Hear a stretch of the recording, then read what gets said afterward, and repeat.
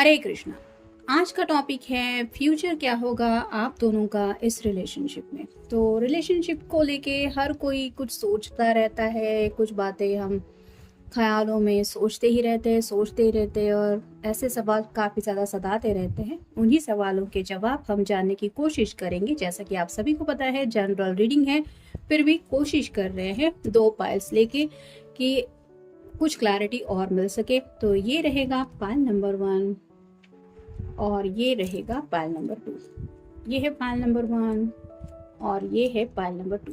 तो 3 डेक है, तीनों में से लेंगे हम 3 कार्ड्स। तो शुरुआत करते हैं पहले पाइल नंबर 1 के लिए।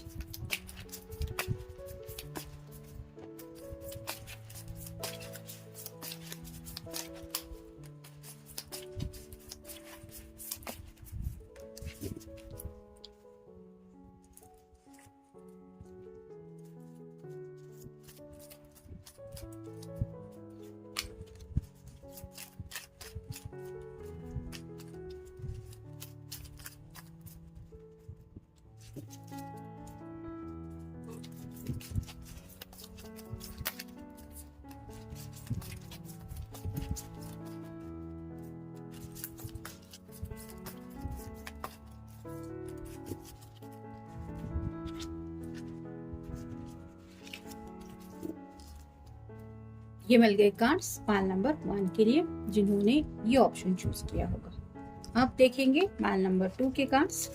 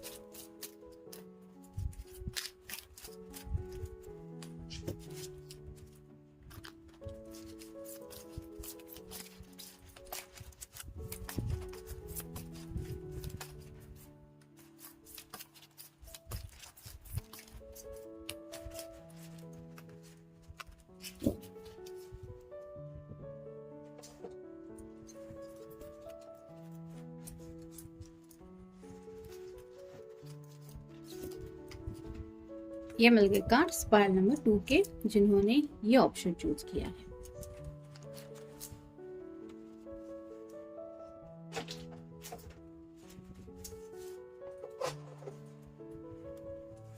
तो ये है पाइल नंबर 1 और ये है पाइल नंबर 2। शुरुआत करेंगे हम पाइल नंबर 1 से। पहला ही कार्ड है व्हील ऑफ फॉर्चून का। जैसे यहाँ पे आप कह सकते हैं कि समय का जो पहिया है वो एक जैसा हमेशा नहीं रहता, वक्त बदलता रहता है। वैसे ही अगर राइट नाउ आपको लग रहा है कि आपकी रिलेशनशिप में अगर स्टैग्नेशन फील हो रहा है, यानी कि आपके पर्सन कुछ एक्शन नहीं ले रहे, नो कॉन्टैक्ट जोन में है, या फिर आपको नहीं लगता कि अभी तक उन्होंने कमिटमेंट आपको दिया है, तो ये वक्त एज सुन एज पॉसिबल बहुत जल्द बदलने वाला है। यानी कि जैसा राइट नाउ शायद आप फील कर रहे हैं उनके बारे में, मतलब आपको इस रिश्ते को लेके जिस तरह से फिक्र हो रही है, वक्त जब बदलेगा तो यही फिक्र वो फील करने लगेंगे। यानी कि उनको खुद सामने से एहसास होगा इस कनेक्शन के बारे में। फिर है 9 of coins, earth sign, Taurus, Virgo या फिर कैप्रिकॉर्न। जैसे कि यहाँ पे ये अकेली हैं और इसके साथ बातचीत करने को भी कोई नहीं है, तो ये अपने बर्ड के साथ वक्त बिता रही है। लेकिन 9 मतलब 10 ऑफ पेंटिकल के बहुत क्लोज होता है ये नंबर। तो वैसे ही आप दोनों भी चाहेंगे कि एज सुन एज पॉसिबल आप दोनों इस रिश्ते में आगे की तरफ बढ़े। यानी कि जिनके लिए भी आप ये रीडिंग देख रहे हैं वो घर बसाने के बारे में सीरियसली सोचने लगेंगे। जैसा कि यहाँ पे मैंने कहा कि उनको अगर कमिटमेंट को लेके कुछ प्रॉब्लम हो रही थी, तो यहाँ पे चांसेस बन रहे हैं कि वो सीरियसली आपको मिस करने लगेंगे, या फिर जो राइट ना आपकी जैसी भी एनर्जी है वैसी एनर्जी ये फील करने लगेगी जब इनका वक्त आ जाएगा। और तब जाके कहीं ये 10 ऑफ कप की, 10 ऑफ पेंटिकल की एनर्जी में पहुंचने के बारे में सोचेंगे या सोचेंगी, और उस वजह से शायद आपसे बातचीत करेंगे। और नेक्स्ट है queen of swords, air sign Gemini, Libra या फिर एक्वेरियस। तो कम्युनिकेशन को लेके शायद इस पर्सन को कुछ प्रॉब्लम है, यानी कि थोड़ा सा इनका जो नेचर है वो तीखा हो सकता है। बात करते हैं तो थोड़ा सा किसी का भी दिल दुखाने जैसा कुछ कह देते हैं, ऐसा हो सकता है। लेकिन इस पर्सन का इंटेंशन वैसा नहीं होता, मतलब मकसद उनका वैसा नहीं है, लेकिन अंदाज शायद वैसा है। तो जब वही बातें ये खुद के बारे में सोचने लगेंगे, जब अकेले रहेंगे, तो उन्हें शायद एहसास हो जाएगा कि ये मैंने क्या कह दिया है, या फिर मुझे इस तरह से नहीं कहना चाहिए था। तो ऐसे कुछ समझदारी की बातें उनके समझ में आ जाएंगी इन फ्यूचर, जब ये वक्त बदल जाएगा। फिर हैं ऑप्शंस। तो शायद आपके सामने कुछ ऐसे ऑप्शंस आ सकते हैं जिसकी वजह से मे बी आपके मन में ये ख्याल आ सकता है कि क्या मेरे लिए यही पर्सन सही है, या मुझे किसी और ऑप्शंस के बारे में भी सोचना चाहिए। यानी कि कई बार ऐसा होता है कि हम कहते हैं कि दिल तो आखिरकार बहुत नादान होता है, मतलब प्यार करते वक्त कोई सोच समझ के नहीं करता कि हाँ सब कुछ, फाइनेंशियल सिक्योरिटी चाहिए, बड़ा घर चाहिए, बंगला चाहिए, गाड़ी चाहिए, अच्छा खासा जॉब चाहिए, फैमिली वाले भी अच्छे चाहिए, मतलब सब कुछ देख के प्यार नहीं होता। प्यार एक ऐसी फीलिंग है कि एक कनेक्शन बन जाता है और ऑटोमेटिकली वो कनेक्शन फील करने लगता है हार्ट टू हार्ट इंसान। और इसी वजह से लोग कहते हैं कि वन साइडेड लव भी हो जाता है, मतलब एक तरफा भी लोग प्यार कर बैठते हैं, क्योंकि दिल की बातें ही ऐसी होती हैं जो अब तक किसी के भी समझ में नहीं आ रही। क्योंकि हम खुद तो अपना दिल देख नहीं पाते, लेकिन हमें पता होता है कि हमारा दिल क्या चाहता है या क्या महसूस करता है। वैसे ही अगर कई बार आपने अपने दिल की बातों में आके कुछ फैसले लिए हैं, तो शायद आपके सामने कुछ ऐसे ऑप्शंस आ सकते हैं कि मे बी आपको लग सकता है कि आपको दिल से नहीं दिमाग से काम लेने की ज़रूरत है। फिर है मेंटल अब्यूज़। तो जैसा कि मैंने कहा कि मे बी आपको कुछ ऐसा फील हो सकता है कि इस पर्सन ने काफ़ी ज़्यादा आपको अब तक सताया है, आपको समझ के नहीं लिया है, जिस वजह से शायद आपको लग सकता है कि कुछ ऑप्शंस आपको चूज करने चाहिए। या फिर इस पर्सन को खुद ऐसा लग सकता है कि ये ऐसे ही अगर दूसरों से बातचीत करते रहेंगे तो फिर ये अकेले पड़ जाएंगे और ये खुद ही अपने आप को टॉर्चर करने जैसा होगा, जिससे आप इन शॉर्ट कह सकते हैं मेंटल अब्यूज जैसा ही थोड़ा सा इनको महसूस हो सकता है कि ये खुद के साथ ही ऐसा मतलब करने लगे हैं अपनी तीखी बातों की वजह से, जिस वजह से शायद इनको लग सकता है कि इन्हें इनका स्वभाव बदलना ज़रूरी है। फिर है बैक एंड फोर्थ। तो जैसा कि यहाँ पे हमने देखा कि शायद कमिटमेंट का इस पर्सन को इशू है, मतलब 2 कदम आगे चलते हैं तो 4 कदम पीछे हट जाते हैं, लेकिन सीरियसली ये ज़िंदगी के बारे में इतना नहीं सोच रहे। तो इन्हें शायद एहसास हो जाएगा कि ऐसा बैक एंड फोर्थ ये कब तक करते रहेंगे, यानी कि यहाँ पे अगर ये झूले पे है तो आखिर कब तक ये ऐसे ही इनडिसिसिव मोड में, मतलब इनडिसीजन मोड में ये रहेगी। कभी ना कभी तो इसको फैसला लेना ही पड़ेगा। वैसे ही आपके पर्सन के दिलो दिमाग में शायद बात आ सकती है, या फिर आपके भी दिल में ये बात आ सकती है कि आखिर मैं कब तक इसका इंतज़ार करूँगा या करूँगी। तो ये जैसा कि मैंने कहा कि पिक अ कार्ड रीडिंग है, हर एक की सिचुएशन अलग अलग होगी और हर एक का फैसला भी पर्सन का अलग अलग होता है। तो क्या हो सकता है ये जनरल रीडिंग के थ्रू हम बस जानने की कोशिश कर रहे हैं। फिर है इंस्टॉलमेंट, अनहेल्दी अटैचमेंट। तो जैसे कि यहाँ पे ऑप्शंस के बिल्कुल नीचे ये कार्ड आया है, शायद दोनों में से किसी को ये महसूस हो सकता है कि ये जो अटैचमेंट है वो काफ़ी ज़्यादा है एक दूसरे से। मतलब शायद आपको लग सकता है कि आप अपने पर्सन के बारे में बहुत ज़्यादा सोचते रहते हैं। ये एक तरह का अटैचमेंट ही है जिसकी वजह से शायद आपको अब तक खुशियों से ज़्यादा थोड़ा अनहेल्दी हैप्पीनेस से ज़्यादा थोड़ा सैडनेस ही मिला है। मतलब आप उनसे जितना अटैचमेंट फील करते हैं शायद अब तक वो आपके लिए इतना महसूस नहीं कर रहे, या फिर आपको इतना दिखा नहीं रहे। तो शायद मे बी आप जिस वजह से सोचने लगेंगे कि क्या ये पर्सन सच में मेरे लिए सही ऑप्शन है। फिर है हैप्पी अलोन। तो अकेलेपन में हर कोई खुश रह पाता है ऐसा नहीं होता, यानी कि कई बार अकेलापन इंसान को काटने दौड़ता है। वैसे ही मे बी आपके दिलो दिमाग में आ सकता है कि क्या सच में मुझे इस पर्सन के साथ आगे बढ़ना है, या फिर मैं जैसे हूँ या जैसा हूँ अभी यहाँ इस स्टेज में मैं अकेला ही ठीक हूँ, मुझे नहीं जाना इस रिश्ते में आगे क्योंकि मेरा पर्सन तो मुझे समझ के नहीं ले रहा। मतलब ये ज़रूरी नहीं है कि सब लोग ऐसा ही फैसला लेंगे, लेकिन आप खुद के बारे में ज़रूर सोचेंगे और उसी फैसले के ऊपर आप कुछ डिसीजन लेना पसंद करेंगे। और फाइनल कार्ड है ओपन फॉर लव। तो फाइनली शायद आपको ये महसूस हो सकता है कि आपको जिंदगी में अगर सच्चे दिल से कुछ चाहिए तो वो है सच्चा प्यार करने वाला पर्सन। यानी कि आपके लिए ये बैंक बैलेंस, फैमिली स्टेटस, ये अगर कुछ सच में मैटर नहीं करता तो शायद आप इन बातों को लेके सोचेंगे कि जिसके लिए मैंने अब तक अपने ज़िंदगी का प्रीशियस टाइम दिया, उसके लिए इतना इंतज़ार किया, उसको इतना वक्त दिया, उसके लिए इतनी अंडरस्टैंडिंग दिखाई, फिर भी अगर उसको कमिटमेंट देने का मन नहीं कर रहा या फिर उसकी बातें अभी भी ऐसी है कि एक बात करता है तो हफ्ते भर तक मेरा दिल ही दुखता रहता है, तो शायद आप खुद सोचेंगे कि हाँ, शायद मुझे कुछ फैसला अलग तरीके से लेना चाहिए। यानी कि जो ऑप्शन है, जो शायद प्रपोजल्स आ रहे हैं या जो आपके सामने रिश्ते वगैरह है, शायद आपका मन कर सकता है कि आपको उस प्यार के लिए वो डोर ओपन करनी चाहिए। यानी कि अपने दिल के दरवाजे खोल देने चाहिए जहाँ से वो पर्सन आपकी ज़िंदगी में आ पाए जो सच्चे दिल से आपके दिल का ख्याल रख पाए। तो इस तरह की शायद कुछ बातें वक्त के रहते आपके दिलो दिमाग में आ सकती है या फिर आपको ऐसा महसूस हो सकता है। ये था रीडिंग पायल नंबर 1 के लिए। अब देखेंगे पायल नंबर 2 में हमें क्या कार्ड्स बताते हैं।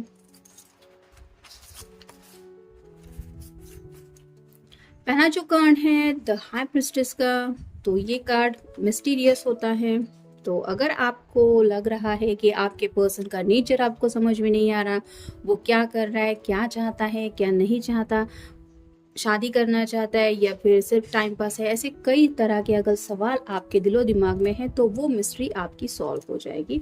यानी कि आपको उन सवालों का जवाब मिल जाएगा जो भी सवाल राइट नाउ आपके दिलो दिमाग में है। फिर है द हैंगमैन। कहीं ना कहीं आपको ये महसूस हो सकता है इन फ्यूचर की इस पर्सन के लिए आप इंतज़ार करते रहेंगे। यानी कि काफ़ी वक्त से शायद इंतज़ार कुछ लोग कर भी रहे हैं और ये हैंगमैन की एनर्जी में जैसे बीच में ही लटके हुए हैं, ना ज़िंदगी आगे बढ़ रही है ना आप पीछे जा सकते हैं। मतलब ऐसा ही सब आपकी ज़िंदगी में भी उथल पुथल हो चुका हो सकता है, जिसकी वजह से आपको महसूस हो सकता है कि मेरी ज़िंदगी में तो इतने अप्स एंड डाउन मैं फेस कर चुका हूँ या कर चुकी हूँ इस पर्सन की वजह से, और अभी भी ये कुछ कमिटमेंट नहीं दे रहा या फिर मुझे ऐसे ही बीच में लटका रहा है। तो शायद आपका मन कर सकता है कि आप डायरेक्टली कुछ अपनी तरफ से अपनी लाइफ के लिए फैसले लेने के लिए इस पर्सन से सवाल जवाब करें और खुद प्रॉब्लम सॉल्व करने के लिए कोई डिसीजन ले। और नेक्स्ट है knight of swords, air sign Gemini, Libra या फिर एक्वेरियस। अगर आप दोनों लॉन्ग डिस्टेंस रिलेशनशिप में हैं तो हो सकता है आप खुद अपनी ज़िंदगी का फैसला लेने के लिए इस पर्सन से मिलने की ज़िद करें या फिर उनको कन्विंस करें कि फाइनली तुम मुझे बता दो कि आखिर तुम इस रिश्ते में आगे बढ़ना चाहते हो या नहीं, क्योंकि सॉर्ड रिप्रेजेंट करती है कम्युनिकेशन को। तो आप उनसे शायद कुछ क्लैरिटी मांग सकते हैं और मे बी अब आप उसके लिए और ज़्यादा रुकने को तैयार नहीं है, ये आप उस पर्सन को बता देंगे।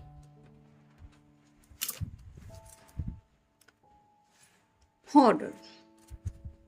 तो शायद आपको एहसास हो सकता है कि ये पर्सन आपको सिर्फ और सिर्फ कंट्रोल करने की कोशिश कर रहे हैं। यानी कि कुछ लोग ऐसे होते हैं जिनको कमिटमेंट देने का डर लगा रहता है या फिर वो सिर्फ सामने वाले पर्सन को कमिटमेंट दे के भी सिर्फ कंट्रोल में रखने की कोशिश करते रहते हैं। मतलब तुम ये नहीं करोगी, वो नहीं करोगे, या फिर मुझे जो पसंद नहीं है वो नहीं करना। इस तरह की बातें शायद इस पर्सन की आपके समझ में आ जाएगी या फिर इनका अगर ऐसा नेचर रहा है तो आप उस बात को क्लियरली इस पर्सन को समझा पाएंगे कि देखो इस तरह से नहीं चलेगा। मतलब तुम हमेशा से तो ऐसा नहीं कर सकते, मेरी भी तो लाइफ है, मेरी भी तो ज़िंदगी है, मेरी भी तो हैप्पीनेस इंपॉर्टेंस रखती है। तो वैसी क्लैरिटी आप इस पर्सन को बोल पाएंगे या फिर बता पाएंगे। मतलब अगर कंट्रोल इशू था इस पर्सन को या फिर अभी भी है तो आप इस पर्सन को या तो कहेंगे कि तुम इस इशू के ऊपर काम करो, ऐसा नहीं चलेगा, या फिर आप इस पर्सन को ये रियलाइज करके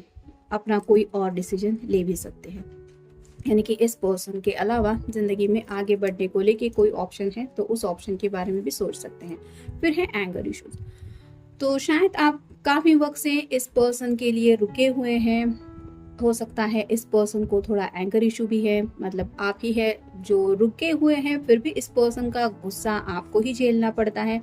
तो शायद आपकी समझ में आ सकता है कि इसने तो मुझे बीच में ही लटका के रखा है, कुछ भी डिसीजन नहीं लेने दे रहा, और जिस वजह से आप अगर खुद के बारे में सोच नहीं रहे हैं, तो अगर अकेले बैठ के आप सीरियसली अपनी लाइफ के ऊपर सोचेंगे तो शायद आपको समझ में आएगा कि आप खुद के ऊपर ही थोड़ा अन्याय कर रहे हैं, और शायद हो सकता है कि आपको खुद के ऊपर भी गुस्सा आ जाए कि आखिर सामने वाला पर्सन अगर इतना अंडरस्टैंडिंग नहीं है दिखा रहा, तो मैं अपनी तरफ से इतना क्यों कर रहा हूँ या क्यों कर रही हूँ। तो हो सकता है आपका दिल कर सकता है कि कुछ फैसला ले। और नेक्स्ट है आउटग्रू। जैसे यहाँ पे जूते हैं और ये फट चुके हैं, अब ये किसी भी काम के नहीं है, इसका कुछ भी नहीं किया जा सकता। वैसे ही शायद आपको रियलाइज हो सकता है कि ये पर्सन मे बी ऐसा है जिसके ऊपर अब कुछ भी नहीं काम कर सकते, मतलब ये सुधरने वाला नहीं है या फिर इसमें चेंजेस आना पॉसिबल ही नहीं है। लेकिन ये एक्सेप्ट करने के लिए भी जैसे टाइम आना पड़ता है, वैसे ही शायद आपकी लाइफ में कुछ ऐसे लम्हे आ सकते हैं जिसकी वजह से आप फाइनली ये एक्सेप्ट कर सकते हैं कि अब बर्दाश्त की हद हो गई है, इससे ज़्यादा मैं और बर्दाश्त नहीं कर सकता या नहीं कर सकती। और मे बी शायद आप इस पर्सन को उनकी गलतियों का एहसास भी दिला सकते जो भी ये गलत कर रहे हैं। फिर है स्पिरिचुअल कनेक्शन। तो जिनके साथ भी आपका स्पिरिचुअल कनेक्शन है, हो सकता है आप उनसे मिल सकते हैं, या फिर अगर ये पर्सन आपके लिए स्पिरिचुअली चुने गए हैं तो मे बी हो सकता है इस पर्सन को एहसास हो कि ये आपके लिए कितना ज़्यादा कनेक्टेड क्यों फील करते, क्योंकि ये रिश्ता सिर्फ ऐसा नहीं है, तो कुछ बदलाव शायद इनके अंदर भी आ सकते हैं। फिर है अपोलॉजी। जैसा कि यहाँ पे हमने बाकी के कार्ड में भी देखा, ये पर्सन माफ़ी मांग सकते हैं अगर इन्होंने आपके साथ गलत किया है या आपको काफ़ी ज़्यादा सताया है, तो I am sorry, please forgive me. तो ये उनके अल्फाज हो सकते हैं, मतलब आपके ऊपर हमेशा नाराज़ रहना, आपको कंट्रोल करना, या फिर आपको कमिटमेंट ना देना। ये अगर बातें आपको सता रही है तो आप इनको वो एहसास करा देंगे, तो शायद ये पर्सन उसी एहसास की वजह से आपसे माफ़ी भी मांग सकते हैं। और फाइनल कार्ड है मैनिफेस्टेशन। तो या तो आप इस पर्सन के लिए काफ़ी वक्त से मैनिफेस्टेशन कर रहे हैं, जिसकी वजह से आप रिजल्ट के लिए भी अभी भी रुके हैं, आपको एहसास हो रहा है कि वेट एंड वॉच की एनर्जी में अभी भी आप हैं, और शायद आपको ये एहसास हो सकता है कि आपको सही चीज़ के लिए मैनिफेस्टेशन करना चाहिए। अगर काफ़ी वक्त से मैनिफेस्टेशन करने के बावजूद भी आपको मनचाहा रिजल्ट नहीं मिल रहा, ये पर्सन प्रॉपरली आपको कमिटमेंट नहीं दे रहा, आपके रिश्ते में कुछ ग्रोथ नहीं हो रही, तो आपको शायद ये यूनिवर्स एहसास कराना चाहती है कि ये मैनिफेस्टेशन ही गलत है। तुम उस पर्सन के लिए अपनी ज़िंदगी में चेंजेस लाने की कोशिश कर रहे हो या कर रही हो जो तुम्हारे लिए बिल्कुल भी सही नहीं है, और शायद इसीलिए ये मैनिफेस्टेशन वर्क नहीं कर रहा है। ये बात शायद आपके समझ में आ जाएगी इन फ्यूचर, अगर अब तक आप ऑलरेडी इस पर्सन के लिए मैनिफेस्टेशन कर चुके हैं और आपको लग रहा है कि आपका मैनिफेस्टेशन क्यों काम नहीं कर रहा, तो इसका जवाब यहाँ पे आपको मिल जाएगा कि ये पर्सन आपके लिए सही नहीं है, इसलिए यूनिवर्स आपकी बात नहीं सुन रही, क्योंकि आफ्टर ऑल यूनिवर्स को तो आपसे सच्चे दिल से प्यार है। तो ये था रीडिंग पाल नंबर 2 के लिए। तो ये है पाल नंबर 1 और ये है pile number 2। Have a nice day.